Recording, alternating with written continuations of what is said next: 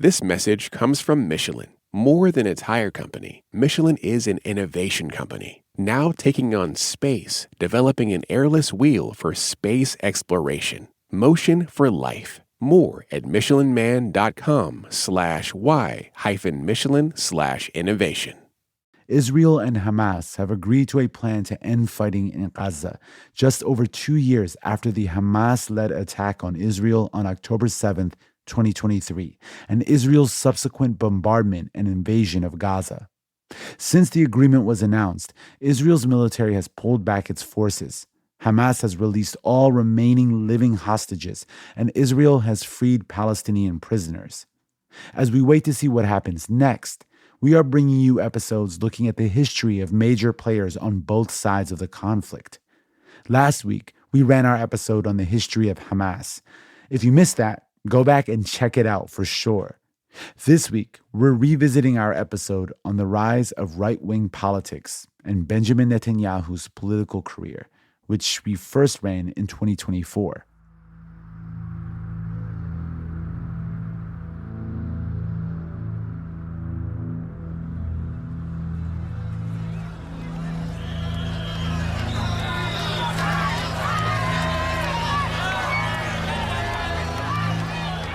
On October 5th, 1995, tens of thousands of Israelis crowded the streets of Jerusalem. They began in Midtown and marched towards the doors of the Knesset, where Israel's parliament meets. It's not Mr. Rabin that we knew in the past, entirely different man. The former defense minister, Ariel Sharon, was there, along with the rest of the demonstrators, to protest Israeli Prime Minister Yitzhak Rabin, who negotiated and signed the Oslo Accords, a peace deal with Palestinians, a peace deal these demonstrators viewed as a national betrayal. A weak man, a man that gave up not only the basic elements of Zionism and gave up to a terrorist organization. It was a very dangerous and radical moment. There was, a palpable sense of violence. This is Sarah Yael Hirschhorn. She's a historian and visiting professor at the University of Haifa and fellow at the Jewish People Policy Institute. Israel is at the brink of a civil war. The Oslo deal was very controversial in Israel because it would have required concessions, like withdrawing Israeli security forces from the West Bank and Gaza and transferring authority over occupied territories to Palestinian control. Concessions many saw as opening the door to a Palestinian state. The country's conservative party, Likud, opposed it immediately, and other right-wing parties agreed. Their anger towards Prime Minister Rabin came out in shocking ways. They chanted, "In blood and fire, we will expel Rabin." They carried massive signs with disturbing images of Rabin on them. You have photographs of Rabin, that have been doctored so that he appears to either be in a Nazi uniform or looking like Arafat, with a keffiyeh around his head and, and the kind of fatigues. This is Natasha Roth-Rowland. She's the Director of Research and Analysis at Diaspora Alliance, an international organization that combats antisemitism. There is an equivalency that is being drawn by the Israeli right between Nazis and Palestinians, which is, has long predated that and continues to this day.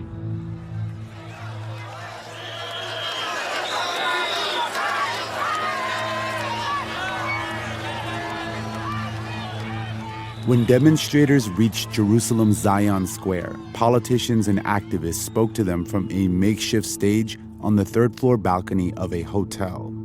One of those speakers was a rising politician named Benjamin Netanyahu. אני אומר כאן לממשלת ישראל שמתרפסת בפני האיש הזה. I'm saying this to the government of Israel, which is bowing down to this man. He does give this speech from the balcony of a Jerusalem hotel overlooking Zion Square, where all of this incredibly inciting language against Rabin is taking place. של איש הדמים ערפאת. In the speech, Netanyahu called Palestinian leader Yasser Arafat a bloody man. The crowd cheered. He accused Yitzhak Rabin's government of bowing down to Arafat. And then he said something ominous. אני אומר לה בשם הציבור הגדול הזה, אנחנו כאן כי לעולם לא ניתן לחלק מחדש את ירושלים. We are here because we will never allow Jerusalem to be divided anew. In other words, Netanyahu was saying we will not allow Rabin to turn over East Jerusalem to Palestinian rule as part of the Oslo Accords. The crowd chanted Netanyahu's nickname, Bibi, as he worked them into a fervor with his fiery language. It seems, as a kind of incitement to violence. An incitement that Netanyahu has denied. It was a major moment in Israeli history. It's the time we've, sort of Benjamin Netanyahu's arrival on the political stage in a certain way, but also his understanding of appealing to the logic of the mob or the logic of the crowd. About 1 month after that demonstration in Jerusalem, a rally was held in Israel's second largest city, Tel Aviv, in support of the Oslo Accords. The keynote speaker was Prime Minister Yitzhak Rabin.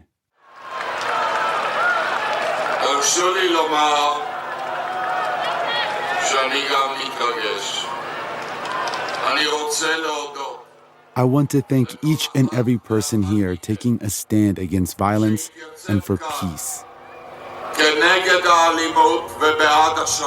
This is the last speech Rabin would ever give.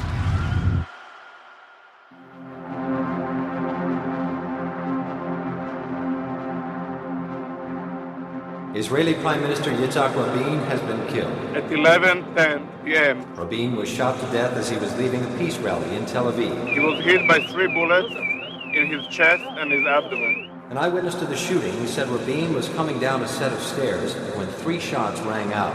The eyewitness said Rabin doubled over, holding his stomach, and fell to the ground. He was said to be covered in blood. Rabin is assassinated by a young man called Yigal Amir. Yigal Amir. An Israeli Jew, a man in his 20s. It's like the JFK moment for Israel. Where were you when Rabin was assassinated? And, where were you on the political spectrum when Rabin was assassinated? Yitzhak Rabin's widow blamed Netanyahu and other right-wing leaders for stoking the flames of violence that took her husband's life. Some read it as, the future assassin of Yitzhak Rabin, sees this as almost a coded message to himself to act on some kind of moral or God-given imperative to assassinate the prime minister. Netanyahu doesn't really take responsibility. The Israeli right doesn't take responsibility. There's a lot of prevarication about who said what and who was really responsible for Rabin's murder. Benjamin Netanyahu later said he did not see any posters of Rabin wearing a Nazi uniform or a kafiyeh, and that he never intended to inspire his killing. But one thing was clear. Rabin's assassination showed how deep the anger and rage towards the peace deal with Palestinians was among the right wing of Israel's politics. The fact that this assassination was perpetrated not by, a Palestinian terrorist or, someone sent from the Arab world to, do a hit on the Israeli prime minister, but by a fellow Jew, and was, totally shocking to a country and ripped the country apart.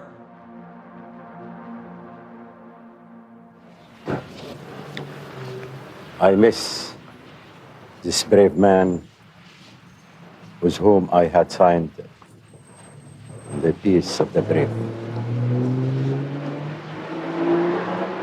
He was a man who can respect his parole d'honneur.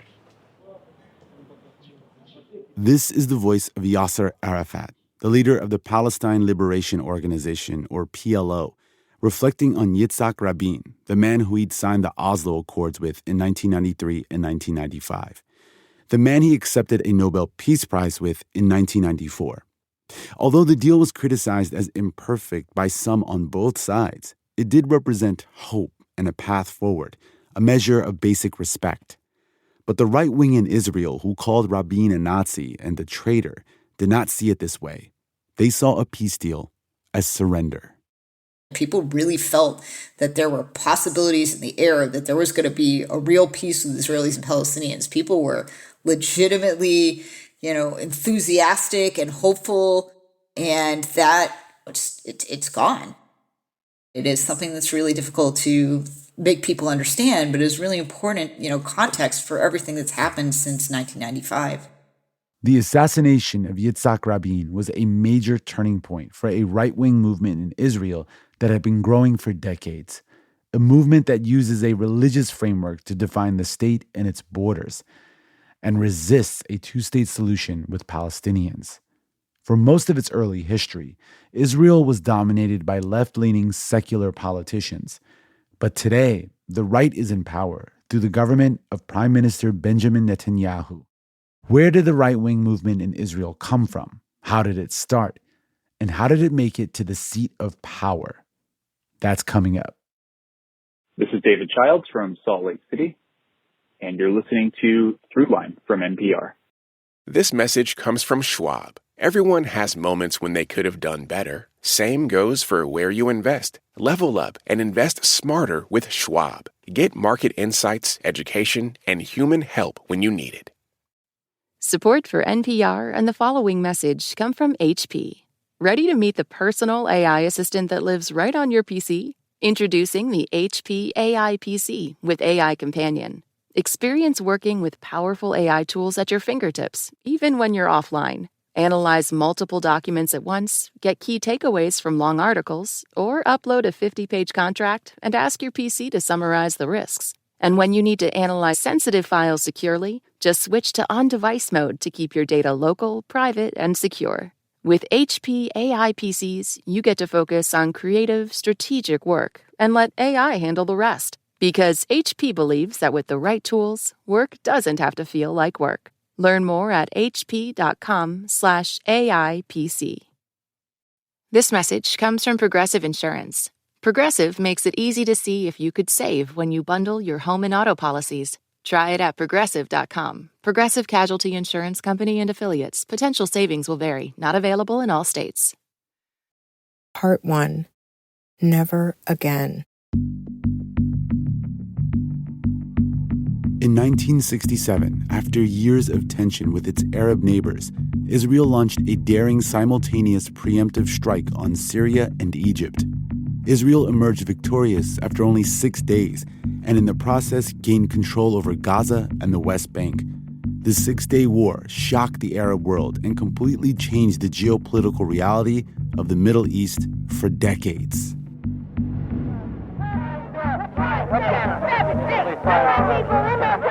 Meanwhile, across the Atlantic Ocean in the U.S., the student protest and civil rights movements were at their height. In 1968 in New York, in the midst of this tidal wave of radical politics, a new organization formed for the rights of Jewish people in the U.S. and abroad. The group was called the Jewish Defense League, or JDL, and it had a particular interest in the plight of Jews in the Soviet Union, who were often mistreated and had few places to worship safely.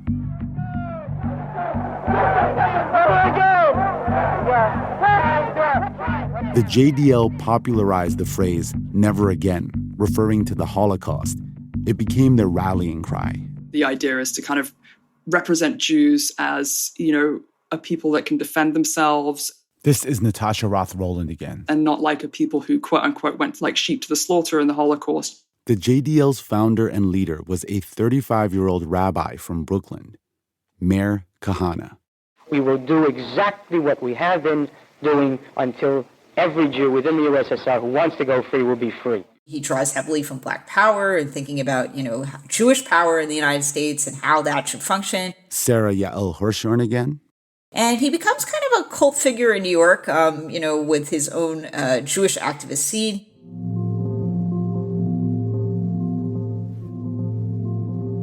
Meir Kahane was born in Brooklyn in 1932 in a tight-knit Jewish family. His father was a rabbi. The idea of Zionism, that Jews should have their homeland in Palestine, was a part of his life from a young age. But his family had a particular interpretation of Zionism that would shape his future. He grows up in a revisionist Zionist home in America. Revisionist Zionism is the belief that Israel should exist as an exclusively Jewish state on both sides of the Jordan River. That would mean Israel's official borders include the West Bank and Gaza Strip, which are internationally recognized Palestinian lands. As a teenager, Kahana became a militant activist after several Brooklyn synagogues were graffitied with swastikas. In his teenage years, he joined an organization called Betar. Betar emulated fascist movements that were around it in the interwar period in Europe, when fascism really sprung up. And when I say emulated, I mean in terms of their aesthetics. They wore brown shirts. They kind of glorified militarism and youth and violence, very, very anti-left, anti-socialist. And they kind of pioneered this vision of Greater Israel going in beyond the West Bank and kind of into the rest of the Middle East. So he subscribes to that ideology. Those who commit violence against Jews within their borders can fully expect, and rightly so, violence in return. The Jewish Defense League kind of graduates, if you will, into terrorism. They start attacking Soviet targets in New York and Arab targets in New York because of anti-Semitism in the Soviet Union against Jews and because of, obviously, the Israel-Palestine conflict as well. 3 members of the militant Jewish Defense League, including Mayor Kahana, pleaded guilty today to charges of conspiring to build explosives and transport them across state lines. Kahana admitted to the court he directed the making of bombs because he wanted to illustrate what effects bombs have. Seeing the writing on the wall, in 1971, Kahana fled to Israel. He's essentially outrunning his legal troubles in New York.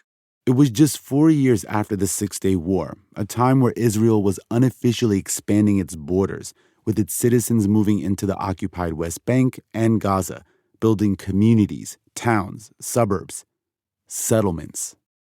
He arrives in Israel at a time when the religious far right in the country is really taking off because of that, because there's this perception that this victory in the Six-Day War and the fact that Israelis were able to go back to these incredibly important religious sites that were scattered throughout the West Bank, from Hebron to parts of East Jerusalem. Kahana continued his activism in Israel, but he also formed his own political party. He establishes a political party called Kach, which means thus, which has basically a pretty openly fascist political manifesto that it campaigns on.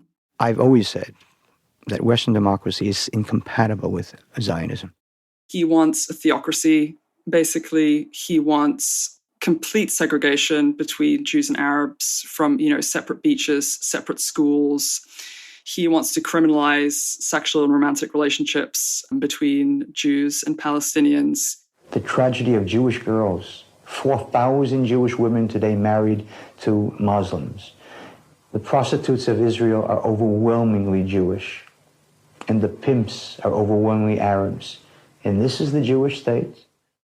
So they stood for Jewish militancy and deriding the secular Zionist tradition for its lack of militancy and even for, inadequately representing the true spirit of Judaism. No guilt. The country is ours, every inch of it, every centimeter of it. No guilt. It's our country. It's not theirs. There is no Palestine, no Palestinians. There never was. There never will be. They're Arabs, and let them go live in Jordan. In the 1970s, Kahana's ideas were seen as extreme by most Israelis. The Kach party was not able to win any seats in the Knesset. See, since 1948, Israeli politics had been dominated by the secular left-leaning Labor Party, the exact people Kahana opposed. But in 1977, a political earthquake would happen in Israel that would alter the country's political landscape forever. Last night, the conservative Likud party, headed by Menachem Begin, swept to victory. Begin defeated Shimon Peres and his Labor Party, which has dominated Israeli politics for 29 years. So 1977 was, without doubt, within Israeli politics, a pivotal kind of milestone year. This is Amjad Iraqi, former senior editor at Plus 972 magazine and a Palestinian citizen of Israel, currently based in London. But it was also very much the beginning of what ended up becoming a constant shift towards the Zionist right.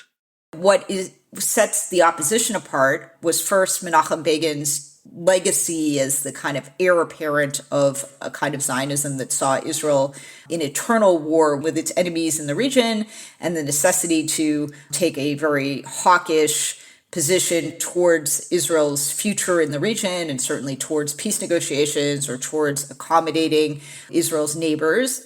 This is how Menachem Begin's Likud Party 1977 platform begins. The right of the Jewish people to the land of Israel is eternal and indisputable, and is linked with the right to security and peace. Therefore, Judea and Samaria, which is the biblical name for the West Bank that's used by right-wing Israelis who claim the territories, will not be handed to any foreign administration. Between the sea and the Jordan, there will only be Israeli sovereignty. Begin adamantly opposes the return of the occupied West Bank to Arab control. Begin found support for this hardline platform by appealing to revisionist Zionists, many of whom were settlers, and to the Mizrahi Jews, Israelis whose families originally came from the Middle East and North Africa, a group who'd long felt oppressed by Israeli society and excluded from its politics. These were Jews who came from Arab lands and then saw the enmity of the Arab countries, and many of them were very attracted to hawkish ideas about the way Zionism should oppose Arab nationalism and Arab power, because they frankly had fled the Arab world because of that and saw Begin's party as being a place where maybe they belonged. So Begin was able to mobilize them, and it really made a huge difference in Israeli politics. With this major victory in 1977, the Likud Party had given voice to right-wing views that had long been on the outside looking in. There was a shift in terms of how these parties talked about what to do with the Palestinians in their midst. Particularly the Likud had a much more direct way of talking about settlement. This is what the 1977 Likud Party platform says about settlements. Settlement, both urban and rural, in all parts of the land of Israel, is the focal point of the Zionist effort to redeem the country, to maintain vital security areas, and serves as a reservoir of strength and inspiration for the renewal of the pioneering spirit. Right-wing religious settlers take it upon themselves to really push deeper and deeper into the West Bank and to settle areas that the Labour government initially wouldn't. Generally, because of Menachem Begin's hawkish orientation and belief that peace with the Arab world was not going to come about soon, and in any case it would be valuable, down the road, perhaps to trade land for peace, Begin himself is able to institutionalize these ideas in ways that hadn't been part of the Israeli agenda before. The emergence of a right-wing government was seen by many in the revisionist Zionist community as a major victory. But Meir Kahane was skeptical. He continued to push his extreme views, and in 1979, when Begin signed a peace deal with Egypt and started to entertain compromises with the Palestinians, Kahane felt the Likud government had betrayed the country. The question of the Arabs is something which no party, neither left nor right, neither a Rabin nor a Begin, is willing to deal with this greatest of all problems. The Arabs are not equal citizens here. In the early 1980s is the same time that Meir Kahane is really, trying to find his footing. It is the time where religious settlers decide that the government isn't doing enough and is, in fact, betraying the cause of the settler movement to further the expansionist and hawkish causes, in even the aspiration to, make Israel into more of a theocratic state. Menachem Begin, for his part, considered Kahane dangerous, calling him a crazy man. And Kahane was actually jailed for 6 months for his alleged plan to put bombs on buses in Hebron in 1980. If it is necessary to save Jewish lives, to kill Arabs, I wouldn't hesitate for a moment. Not for a moment.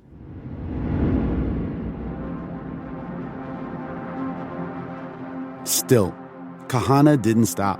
He got out of prison and kept running for office.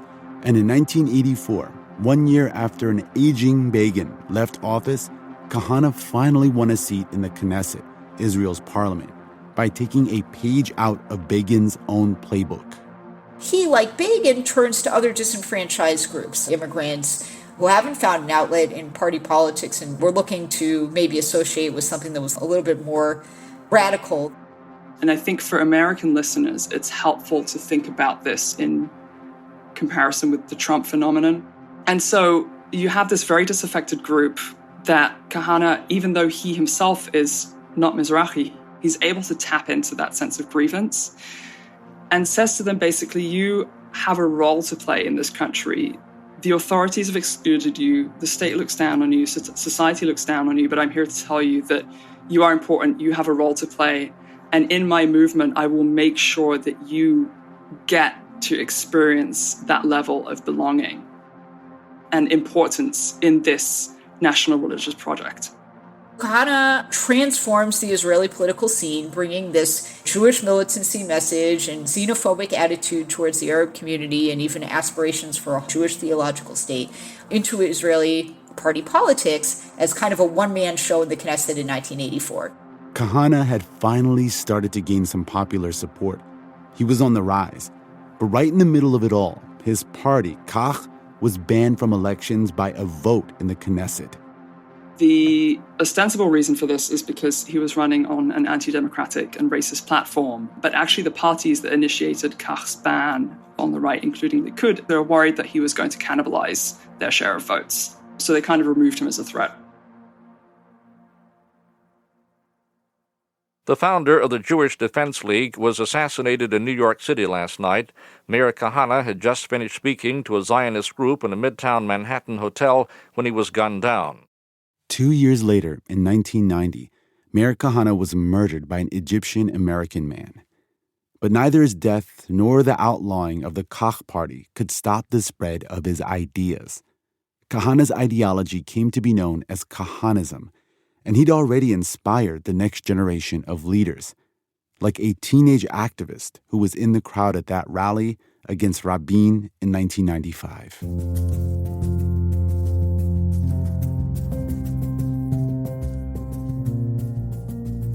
Coming up, how Itamar Ben-Gvir, Israel's current Minister of National Security, carried the Kahanist torch into the future.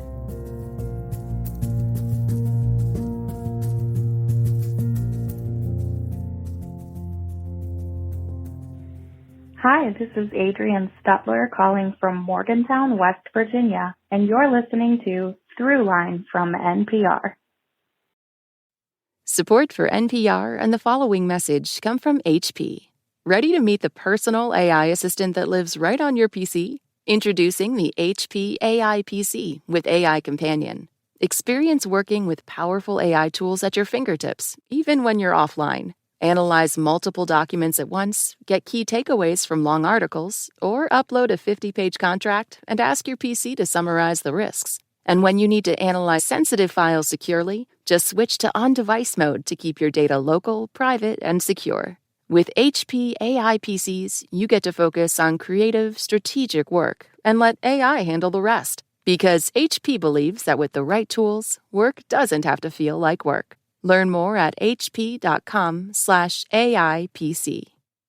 This message comes from Wise, the app for using money around the globe. When you manage your money with Wise, you'll always get the mid-market exchange rate with no hidden fees. Join millions of customers and visit wise.com. T's and C's apply. Part 2. We can get to him.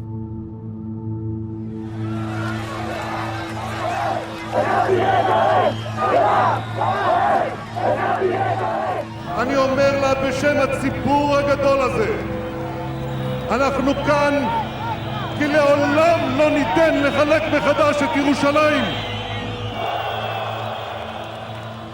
It is 1995. We are back at that rally in Jerusalem where Benjamin Netanyahu gave a fiery speech against Yitzhak Rabin and the Oslo Accords.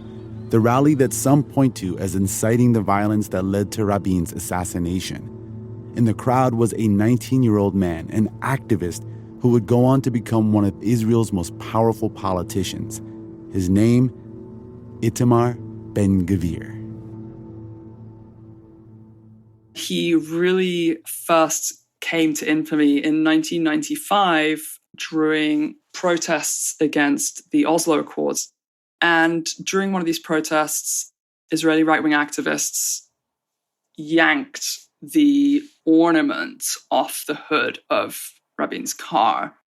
And there is a television interview of Itamar Ben-Gvir holding this ornament up to the camera and saying, you know, if we can get to Rabin's car, we can also get to Rabin. That video of Ben-Gvir holding up Rabin's hood ornament thrust him into the public eye. A few weeks later, Prime Minister Yitzhak Rabin was assassinated by a far-right extremist. Itamar Ben-Gvir was born in the suburbs of Jerusalem in 1976, a year before Menachem Begin's political earthquake. Ben-Gvir's parents were Mizrahi Jews with Kurdish and Iraqi ancestry. He grew up in a conservative household that supported both the Likud and Labor parties. His early activism was tied to the settlement movement, a movement that was going through its own internal tensions. Should the aspiration be where people are going to live in bougie settlements and that satisfy, you know, the requirements of living in the whole of the land of Israel while still having a shopping mall down the street? Or is this a fringe movement that is, you know, engaged in essentially open warfare against a state that isn't doing enough to make Israel into more of a theocratic state? It was also the moment when tensions between Israel and the occupied Palestinian territories were about to erupt.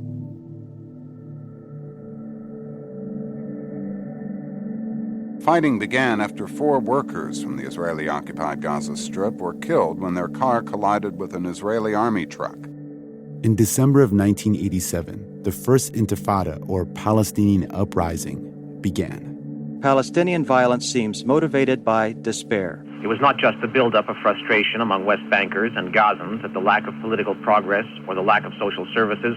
The first Intifada was fueled by Palestinian frustrations against Israel's occupation and the expansion of settlements. It lasted almost 6 years. It's when Hamas, the current ruling government in Gaza, was born and was marked by sporadic attacks on Israeli targets. This was also when Itamar Ben-Gvir became radicalized and joined with the Kach Party and the Kahanis movement. Itamar Ben-Gvir's views were so extreme so early on that they kept him out of Israel's mandatory military service. He would rack up a ton of arrests. He's been indicted over 50 times and was found guilty of carrying a sign that said, "Expel the Arab enemy." He has been convicted of inciting racism and supporting a terrorist organization. And a lot of this was happening during the second Intifada that began in 2000. The second Intifada was, a terrible time in Israel where buses were blowing up, on every street corner. You never knew when you got on a bus, is today going to be the day that, you're on your way to work or school or, to visit a friend and a bus is going to blow up? As the cycle of violence intensified, and after defending himself so many times in court, Ben-Gvir decided to go to law school. His first part of his career was defending settler terrorists. Then he runs for the Knesset. All this time, he is bringing with him this legacy as a youth activist, deeply involved in Kahanism and radical politics in the settlements. And he was just always seen as this random fanatic in many respects. This is Amjad Iraqi again. But the scene slowly started to evolve that allowed him to not only become legitimate, allow him to be seen as someone who actually has rational thought, as someone whose political ideas actually have a rational place in our spectrum.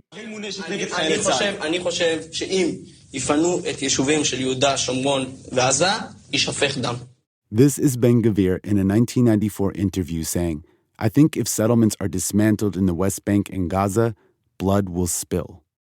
And he ends up at the head of a party called Otzma Yehudit, which means Jewish Power. Jewish Power is a far-right party that advocates for deportation of Palestinians. It's a descendant of the Kach Party. Ben-Gvir has led the Jewish Power Party since 2019. Until recently, he kept a picture in his living room of Baruch Goldstein, an American-Israeli settler who massacred 29 Palestinians in Hebron in the 90s.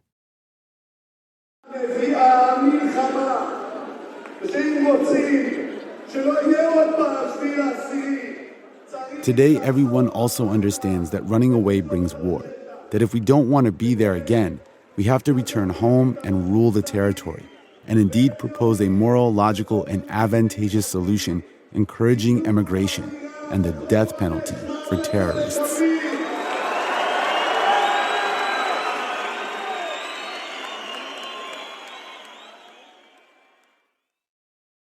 There's been increasing violence and an increasing inability to reach any kind of resolution. Has that opened up the door for the message, an extreme message like the one from Kahana or Ben Gvir or many other right-wing Zionists to find a place in the mainstream discourse? Yes, definitely. We can really think about it as the post-Oslo generation. After the Oslo Accords, what it essentially did was it hermetically sealed off many, many Palestinians from meeting Israelis just in the course of day-to-day life. And so the only encounters that you really had were between Palestinians in the West Bank and Israeli soldiers or Israeli settlers. What you have is two populations that are kind of sealed off from one another. It's hard to really communicate the extent of just the everyday grinding violence that the occupation demands. And it's everything from extreme levels of surveillance to checkpoints, to segregation, to structural violence, keeping Palestinians penned in ever smaller areas of land. You have a wholesale internalization of the idea that this kind of violence is not only normal, is not only acceptable, but is actually justifiable and is righteous. You should not feel bad for accepting this kind of violence or instituting this kind of violence, because actually when you do so, you are doing it for love of your people and love of your country. That message is going to resonate. Coming up, Itamar Ben-Gvir brings Kahanism into the highest levels of government after the prime minister comes calling.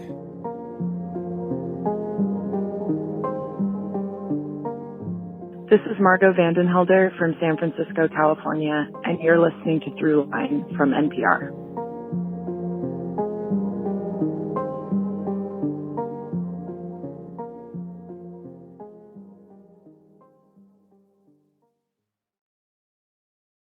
This message comes from KeyBank. Growing a successful business has never been easy. That's why KeyBank offers curated strategies to help your business grow today and into the future.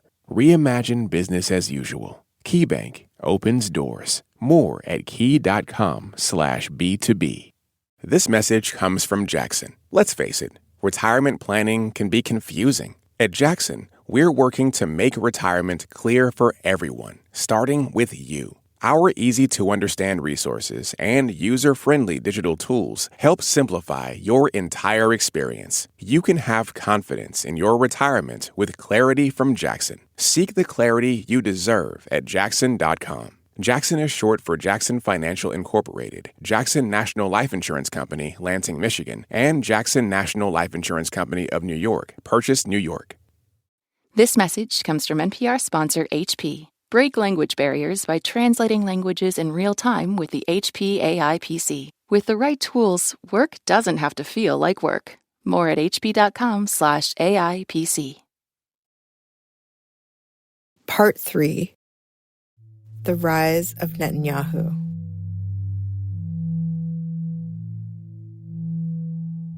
Do the Palestinians have a right to a separate state? No, I don't think they do, but I think that it's quite instructive that the Palestinians who are invoking the right of self-determination, which is an attribute for separate nations, themselves are the ones who define themselves as part of the Arab nation. This is a 28-year-old Benjamin Netanyahu on a TV debate show called The Advocates.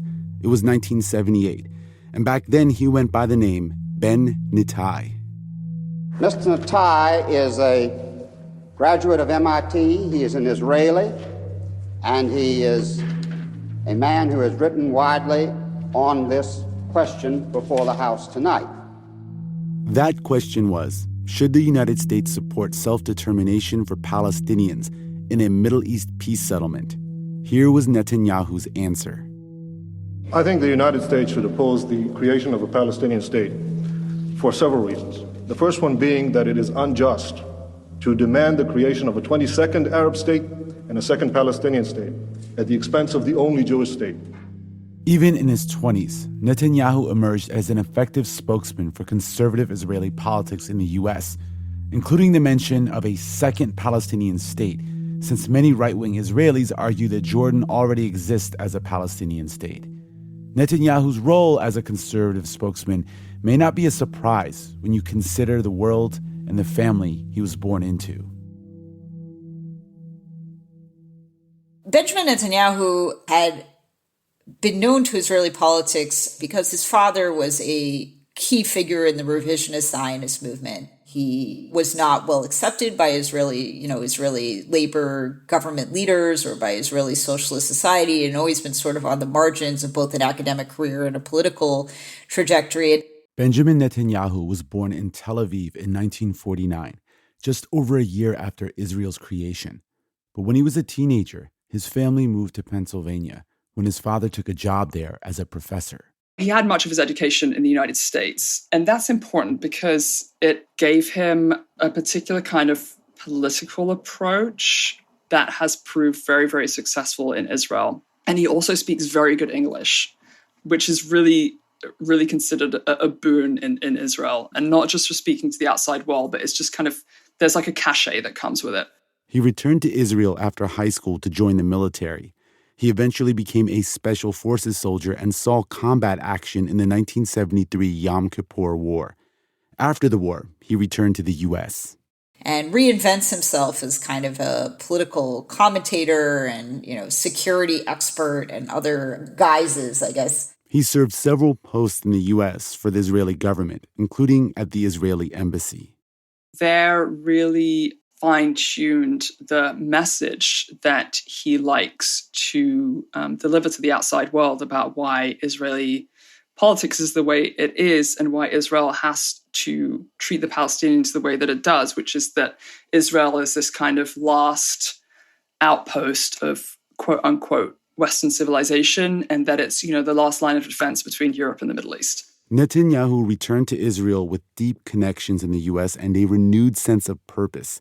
He jumped straight into politics, getting involved with the conservative Likud party. He climbs the ladder in Likud, and he wins the chair of the party in the mid-1990s.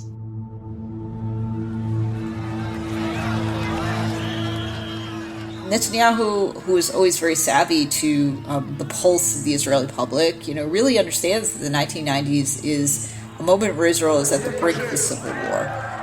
אני אומר לה בשם הציבור הגדול הזה, אנחנו כאן כי לעולם לא ניתן לחלק מחדש את ירושלים. And so when he delivers his rousing speech at that 1995 rally in Jerusalem against Oslo and Yitzhak Rabin, he has his own political ambitions in mind. This is something that he knows will draw a political base toward him, will help a right-wing political base consolidate around him. Netanyahu was right. It worked. And sets about campaigning for prime minister at the elections that follow Rabin's assassination. And by the way, in his campaigns for the prime ministership, he actually enlists the support of American Jewish political advisors who were advising various GOP candidates. So there's this kind of importing of American political tactics into Israel, which are very much about the individual. It's about the personality. And, Netanyahu kind of leans into that. He ran on a platform of economic reform and promised to oppose a Palestinian state. And he was able to tap into the anger against the Oslo Accords to bring out the vote. He becomes prime minister, despite the role that he played in the incitement campaign as, one of its most high-profile figures. While a lot of Netanyahu's political success was due to his own shrewd strategy, he also benefited from the failures of the Labor Party-led negotiations with Palestinians. As the promise of Oslo faded away and the Second Intifada loomed, Suicide bombings and violence were a regular occurrence on the streets of Israel. For a lot of Israelis, it almost like disproved the Zionist left thesis. This is writer Amjad Iraqi again. The idea of giving Palestinians more rights, potentially a Palestinian state, the Oslo process in general. The narrative is that you tried to give Palestinians their rights and their statehood, and what we actually got was suicide bombings. That's the logic. And it's not to minimize, I think, the social and political trauma that was experienced by Jewish Israelis during that time, but the answer that was provided to that was to say, like, actually the right-wingers were right. But Israelis got tired of Netanyahu's hawkish posture, a sluggish economy, and a peace process that had ground to a halt. He was being accused by many on the right of being too centrist. So in 1999, he lost his re-election bid. It was a crushing defeat for Netanyahu. לכן אני מודיע היום על כוונתי לפרוש מהנהגת הליכוד. In the time he was out of office and out of the public eye, he seems to have figured something out. If he were going to make a political comeback, he'd need to move further right. And 10 years later... In Israel, conservative Benjamin Netanyahu was sworn in as prime minister last night. Today, he returns to the office he held a decade ago. In 2009, he recaptured the prime ministership. And again in 2015, when he was challenged for re-election, he pushed his messaging further to the right. His surprising and crushing victory, the product of an 11th-hour push for right-wing votes, promising there would be no Palestinian state on his watch. The right regime is in danger. The Arab voters are coming in huge amounts to the polls. But unlike the U.S., Israel has a parliamentary system, which means even if your party wins an election, you still have to form alliances with other parties to create a majority in order to be a ruling government. Because of his inflammatory rhetoric, it was going to be hard for Netanyahu to create that government with mainstream parties who were turned off by his strategy. So he looks towards, parties to his right and decides that, the kind of government that he wants to form is an ultranationalist and ultra-Orthodox coalition because he doesn't want to have a national unity government. And he certainly doesn't want to partner, with leftist parties. Netanyahu is starting to get into a lot of legal and thus political trouble because he has corruption and bribery charges racking up. And so the country keeps going to elections as Netanyahu sort of tries to outrun these charges and tries to remain in power. He certainly doesn't want to be in government with anybody who might want to replace him and put him in prison. So these are his options, and he acquiesces to this situation. Netanyahu, to survive, has courted the most right-wing parties in the country. And one of the people he has cut a deal with is a politician who was also at that anti-Rabin protest back in 1995, Itamar Ben-Gvir. And in the next election, which was back at the end of 2022, the combined slate that he runs on with another far-right party called Religious Zionism pulls in 14 seats. Ben-Gvir gets into the Israeli government, and he basically gets to play kingmaker because of the number of seats that he's pulled. And Netanyahu, he is crucial to Netanyahu's coalition at this point. And so he gets appointed as National Security Minister, which is a new position which puts him in charge of all the police on both sides of the Green Line. The Green Line refers to the pre-1967 border between Israel and the West Bank. And nobody's held power over both sets of police in that way before. And so they're all interconnected. Everyone thought they had something to gain. And this is what allows what was once a kind of, seemingly random thuggish activist / lawyer to become someone who has an entire ministry designed around him, who is now sitting in major meetings of the government, who is now prodding the prime minister and the defense ministry and the military that you're not going hard enough. Natasha Roth-Rowland says Ben-Gvir went from a pariah to a popular figure in Israel, especially with young people. He voices what they see as things that they may not be allowed to say themselves. He voices the id of the nation in a way, in much the same way that Trump did. And what kind of views was he expressing?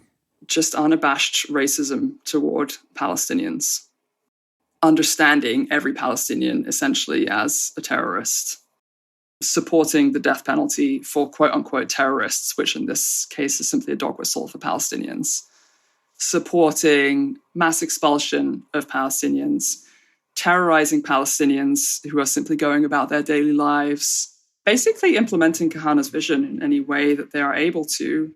Netanyahu has basically been in power since 2009, and with each coalition that he had, he enabled more and more far-right people to come into the Likud, to come into these coalitions and to be accepted into the political sphere. And Netanyahu definitely helped to facilitate that.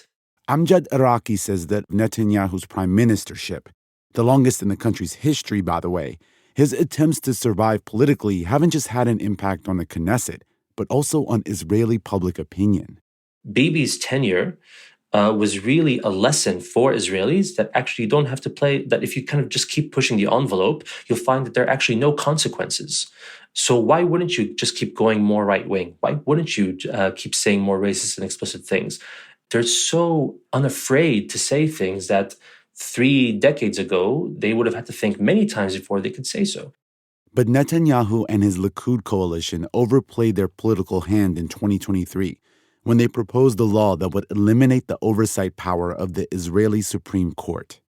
Israelis woke up today to their 3 largest newspapers carrying a black front page. The black pages were ads that protesters took out, calling it a dark day for democracy in Israel. This move to weaken the judiciary was met with intense protest throughout Israel.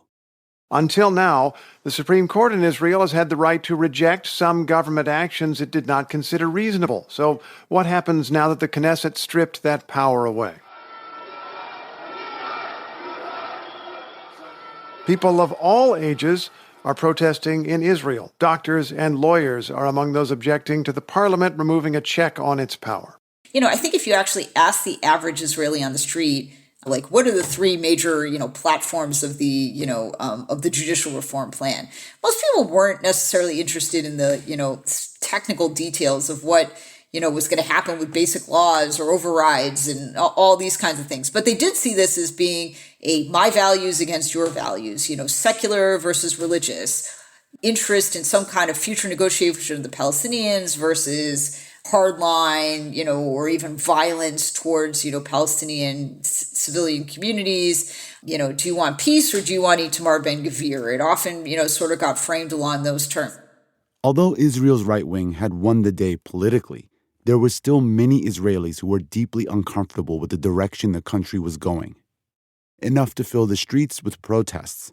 But Natasha Roth-Rowland and Amjad Iraqi argue that there were still many voices missing.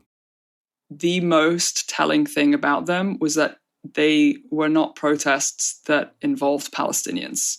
And the reason for that is that what Israelis were protesting against was not the huge, decades upon decades upon decades long oppression of Palestinians or the unjust conditions in the West Bank or anything like that. They were simply protesting, by and large, against what they saw as the potential curtailment of their own rights as Jews in a Jewish state. It's not a battle for democracy. It is a battle to maintain at least a little bit more of an image, or to try to reclaim a bit more of an image that we're democracy, that for Jewish Israelis to convince themselves, because they realize that maybe we took it a bit too far. But Palestinian citizens know full on, no matter who was the head of the coalition, no matter who the judges were in the court, that actually the state always pursued the same objectives against Palestinians. Sarah Yael Hirschhorn says the divisions on Israel's left and right are fundamental and got to a dangerous point. Really felt like Israel was on the brink of a kind of civil war, and people were really worried. And it was starting to happen towards the end of the judicial reform process as things were starting to get a little violent. It was becoming increasingly scary because no one really knew, how this was going to play out. October 7th, in some ways, just ended this whole debate because Israel, immediately came together because of this tragedy, but also the necessity of the war effort to unify as a country. But some of these divisions are still simmering under the surface.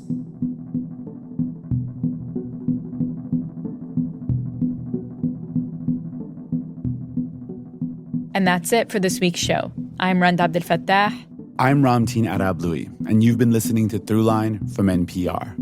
This episode was produced by me. And me, and Lawrence Wu, Julie Kane, Anya Steinberg, Casey Miner, Christina Kim, Devin Katayama, Peter Balanon Rosen, Irene Noguchi. Fact-checking for this episode was done by Kevin Bokel. The episode was mixed by Josh Newell. Music for this episode was composed by Ramteen and his band Drop Electric, which includes Anya Mizani, Naveed Marvi, Sho Fujiwara. Thanks to Johannes Sturgi, Kara West, Tony Cavan, James Hyder, Jerome Sokolovsky, Edith Chapin, and Colin Campbell. And finally, if you have an idea or like something you heard on the show, please write us at throughline@npr.org. Thanks for listening.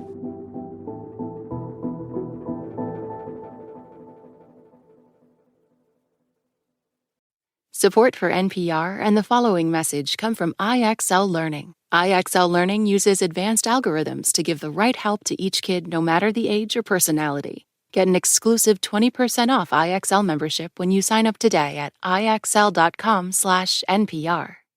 This message comes from NPR sponsor, Capella University. With Capella's FlexPath learning format, you can set your own deadlines and learn on your schedule. A different future is closer than you think with Capella University. Learn more at capella.edu. Support for NPR and the following message come from IXL Online. Is your child asking questions on their homework you don't feel equipped to answer? IXL Learning uses advanced algorithms to give the right help to each kid, no matter the age or personality. One subscription gets you everything. One site for all the kids in your home, pre-K to 12th grade. Make an impact on your child's learning. Get IXL now. And NPR listeners can get an exclusive 20% off IXL membership when they sign up today at IXL.com/NPR.